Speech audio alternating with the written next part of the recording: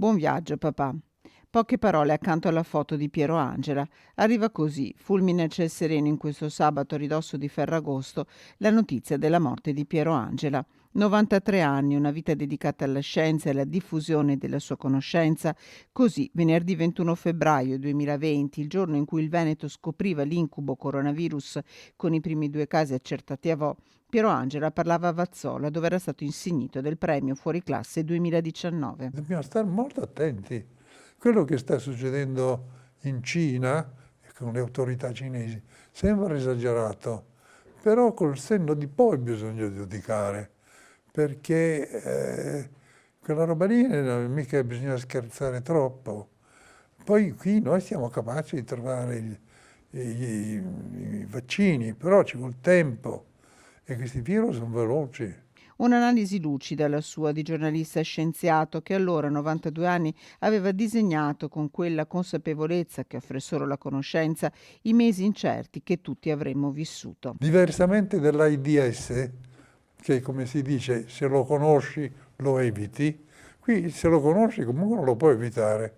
Non sai se il tuo vicino in aereo ha il coronavirus oppure no.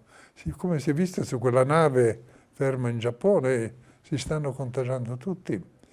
Ecco, quindi forse sì, c'è un problema poi economico, perché lo sappiamo che si bloccano le forniture, eccetera. Quindi deve essere attaccato e risolto in fretta, questo sì, però facendo misure anche drastiche. C'era il lockdown, c'erano le conseguenze per l'economia, c'era la consapevolezza che la scienza e i vaccini sarebbero stati l'arma contro la pandemia, in queste parole. Un legame profondo, quello di Piero Angela con la nostra regione, con Padova ancora più forte. È proprio la città del Santo che da 5 anni ospita il Festival del CICAP, il Comitato Italiano per il Controllo delle Affermazioni sulle Pseudoscienze, associazione che Piero Angela aveva fondato nel 1989. Commosso il ricordo del sindaco di Padova, Sergio Giordani, che lo ringrazia per il legame con la città. Aprì a tutti l'accesso al sapere, così anche il presidente del Veneto, Luca Zaia.